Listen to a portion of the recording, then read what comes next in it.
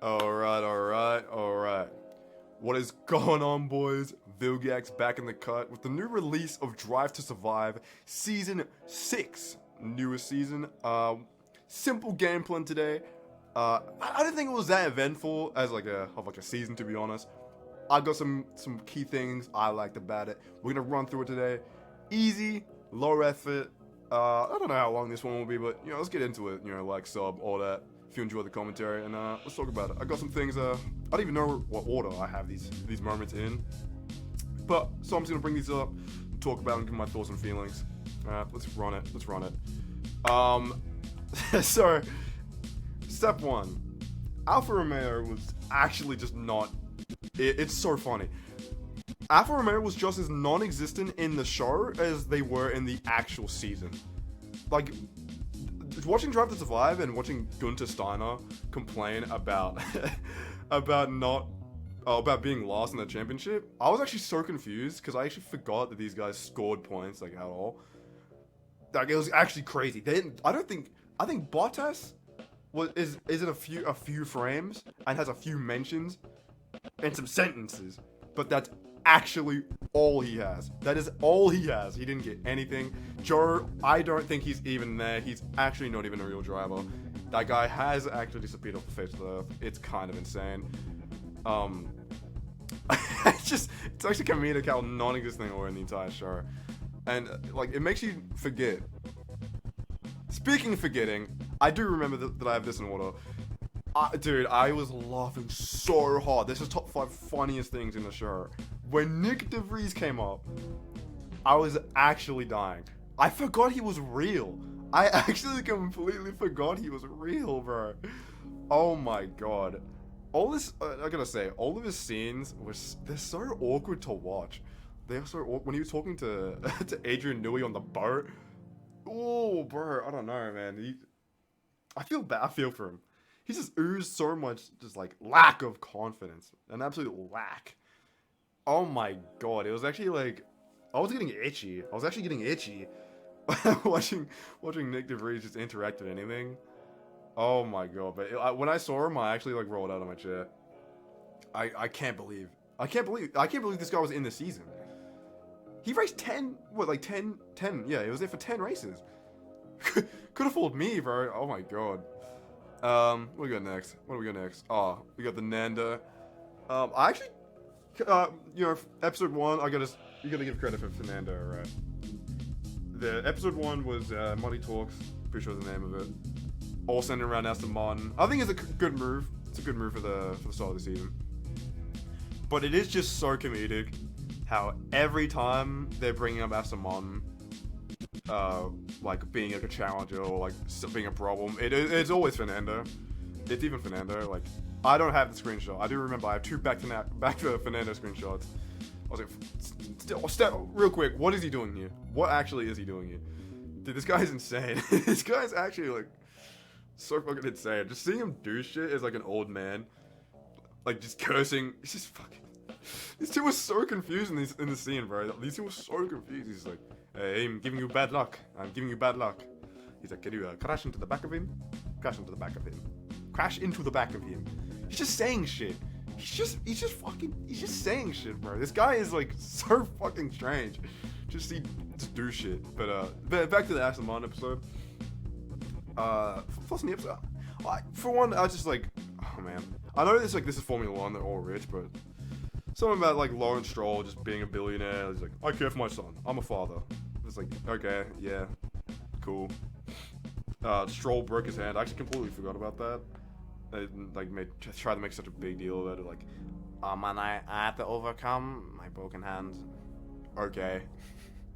Nah, I'm sure it was a big deal, but like, it's so funny. They just didn't have much to say about Stroll because he was so shit this entire season. Like, they just had that. And any other time Aston Martin was brought up, it wasn't even Aston Martin. It was just Fernando Alonso, and rightfully so. He's the only one putting in these numbers, these performances, in at that team. So that was it for Aston Martin. Nando, love to see him on screen. Love to see him saying and doing shit. I'm glad he got his flowers. They made sure to let everyone know that Fernando was absolutely the GOAT this season. The absolute GOAT. What do we got next? Oh, this is I was gonna bring up. I think there was a lack of Piastri love. Like they had a big thing about like McLaren like this season, but they missed out on the Piastri like Qatar win. I don't think they didn't go over Qatar at all as a race, which I thought was really interesting. So this whole section is just gonna be about Qatar. Because Qatar was just crazy, dude. You had it was the first race that Liam Lawson fumbled in, kind of bad. The conditions for that race, I'm surprised they didn't talk about that. Where you had Logan Sargent like give up. That was insane. And you know, actually, because I know I don't have a screenshot of this. I don't have this little point here. I'm surprised they didn't bring up Logan Sargent. Did not get any mention really in this season. Like he was like they had like a Williams episode, but they didn't show any like Logan Sargent struggle, which I feel like I don't know. There's like I feel like there's a lot to go over. I feel like in the same way that Perez was having they didn't go over Perez having a rot over season either. That's another thing. Like yeah, I don't know. They could have done so much more with Logan. I feel like. But besides that, Qatar, yeah, you had fucking drivers rolling around on the floor. Fernando says, it was like, yo, my seat is on fire. Please help me. Like, God. Actually, I watched Qatar in, maybe I shouldn't say that, but I watched the Qatar F1 race in, I think it was Luxembourgish, when it went live. And I remember the commentator saying, Firestall, which is, I don't know if that was Luxembourgish, but you know, whatever. I'm not multilingual. I'm only like trilingual, so you know, not bad. But no Qatar win for Piastri. I don't know. They kind of missed, bro. They kind of missed. I wanted to see more Piastri in the season. I know he had this kind of moment last year with the contract with Alpine. Like I know he had that, so you can't give him everything. But I don't know. I really think they were lacking.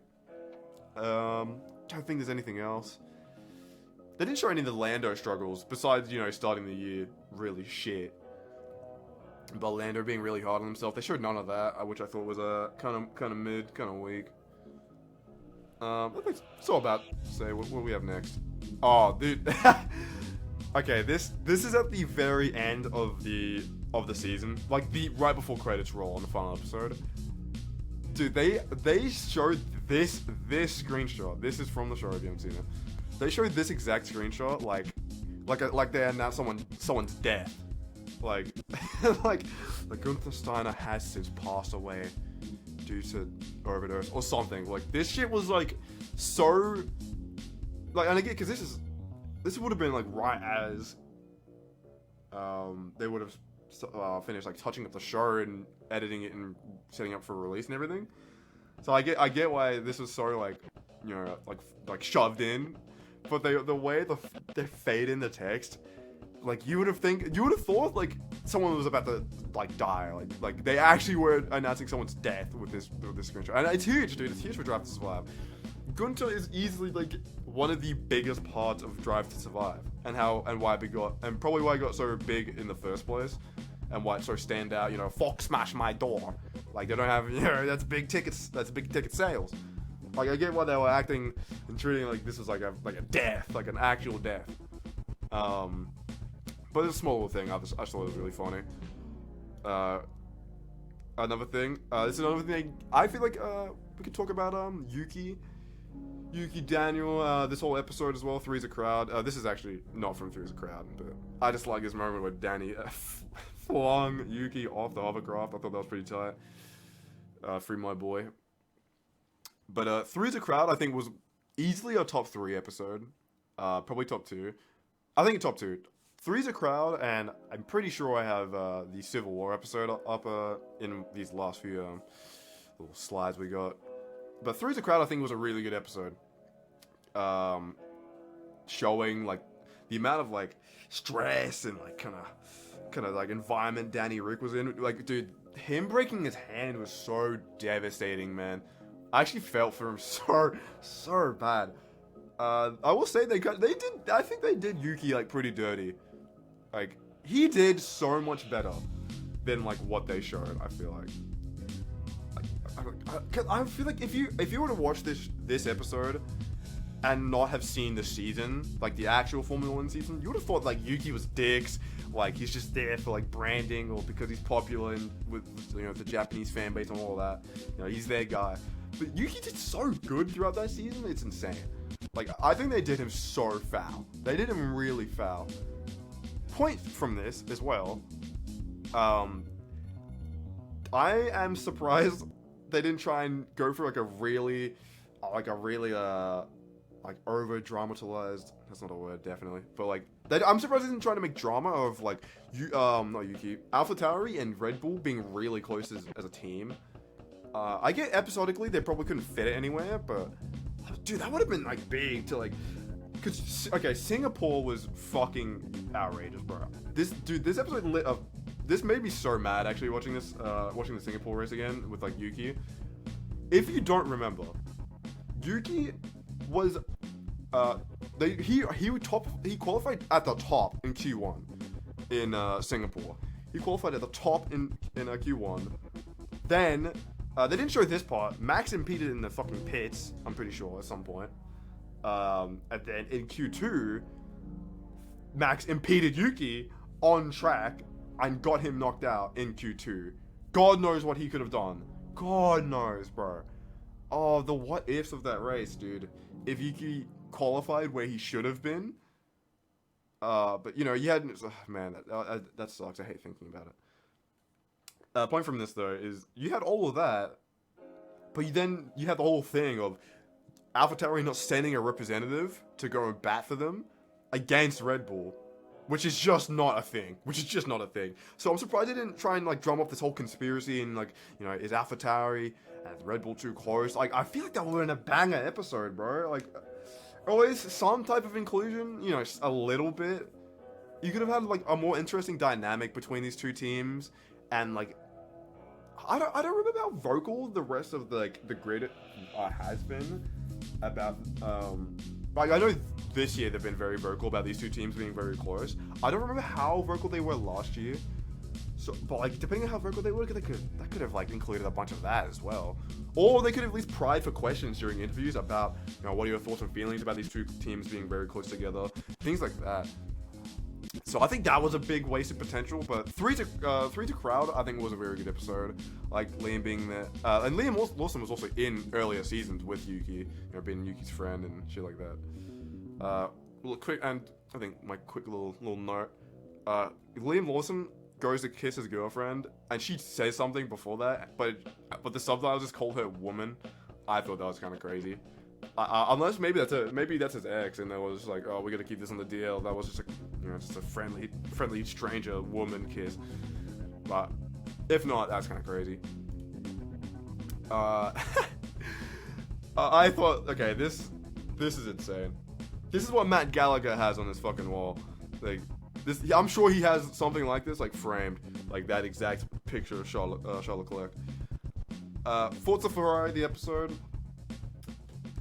What are my thoughts on this episode, man? I actually don't care. I probably did have more thoughts and feelings. I watched this episode not even like 2 hours ago. I'm coming off kind of fresh on this. Yeah, honestly, I just think this screenshot's insane. I just think this screenshot says a lot about the Tifosi and about Charles Leclerc fans in general. Yeah, I don't think I really care. I'm sure I actually have more about this episode to say. Oh no, that's right. Singapore as a race. It was more about Singapore. They did Carlos so dirty on how much of a masterclass that race was for science, bro. They didn't. I'm pretty sure they didn't say show him. The whole Lando 0.8 behind. It is on purpose. Like they downplayed how incredible of a win that was, and I don't think they made also enough of a showcase of how hard Max was running it through that field. He ended up 5th, I'm pretty sure, in that race, 5th or 6th, something like that. And he was making up at some point, I swear, like 10 or 20 seconds a lap, something ridiculous. Like, oh, maybe it was 5, maybe I say those crazy numbers. I'm pretty sure that was correct at some point. I think in a stint of like about 4 laps, he did make up like a minute's worth of time between him and Charles Leclerc. And I'm not sure if he caught him and overtook him, but it was something crazy. There could have been a lot more pressure and focus on that part of the race, because it would have just made Carlos's win seem all that more impressive. So I'm surprised they didn't do anything like that. Again, they did show like Lando's and Carlos's friendship. Like, I don't know, they missed out on a bag. Like, the amount of like stand screenshots from Drive to Survive, if they had Carlos and Lando talking more about that win, I don't know, man. It's just like they missed a bag, bro. They missed a bag. Like, it actually like really shocks me. And it was kind of disappointing. This episode overall, Forza Ferrari, solid episode. This is probably top 5 for episodes. It wasn't. Again, the season was like kind of mid overall, but yeah. Let's get to it. Finally onto the Civil War episode. I don't know what. I have one more slide after this, and then I think we can head off. But Civil War, this was a great episode. I think this is my favorite episode. I loved it. They really didn't shy away from showing how these two do not like each other, bro. Gasly and Esteban do not like each other. I'm glad that was made very, very clear. Quite frankly, I don't give a fuck about Gasly's fucking girlfriend. I don't care. Like, that was cool, whatever. Who cares? But yeah, dude. Showing the on track when they were go-karting, I thought that was crazy. Like, I think this one episode is actually a masterpiece. This was actually like fucking like a masterpiece. These two do not like each other. It is so clear that they do not like each other. And I know Gasly has statements talking about other teams and being like, yeah, these friendships, they're not, it's not real. This friendship shit is not real. Like, so I'm glad they did an episode like this, where like there's tension between drivers. Almost Safnauer, I think, got sacked in this episode as well. And it's also like good to see how close they were in terms of results too. Like, you had the Esteban podium, you had the Gasly podium in Zandvoort, which I think was also just such a crazy one. I think that race was insane for Gasly. But yeah, I think this episode was very easily top 2, if not top 1. I think this is top 1. This is top 1. Through the crowd is definitely second best, very easily. Yeah, I think that's all I have to say. I think if this one episode you should actually pay attention to, it's probably a Civil War. That's about it. What do we have last up to the Octane that we can get out of here? This is about through the crowd. But Liam Lawson, bro, I should have organized this better. But Liam Lawson, kind of goated. But we already talked about it. I just want to get us a little cheeky smile about him. Who cares? Let's get out of here. Probably my, I get this is like a really unorganized video today. Mostly just because I didn't care about Drive to Survive. I just thought, whatever. Overall, they could have done a lot more, I feel like. Just general thoughts. I think they could have done a lot more. I think next year, or, next season's going to be crazy. Like, the amount of stuff that's happened in the past 2 months before season is actually kind of insane. So I can't wait for next season. This season, I just feel like they didn't have too much to show. Like, again, Alfa Romeo being vacant was hilarious. But they're not gonna have Gunther Steiner next year. Another thing, real quick. Honorable mentions to James Vowles. James Vowles is just such a likable guy. Such a likable and good team principal, man. I love him. I should have had a section in here about him. My bad, Kurt. I know this is probably easily the most unorganized video I've done, but I want to get something out. It's been been a hot minute since the racer tier list. Next up, I think I'm gonna have a driver helmet tier list coming out kind of soon, probably in a few days, because this is kind of like a filler upload, just general thoughts and feelings about Drive to Survive. But I've been Vilgax Cash Money, sub and like, and I promise the future uploads are going to be way more organized than what this will. Than what this was. My bad. And ciao. Forza Ferrari.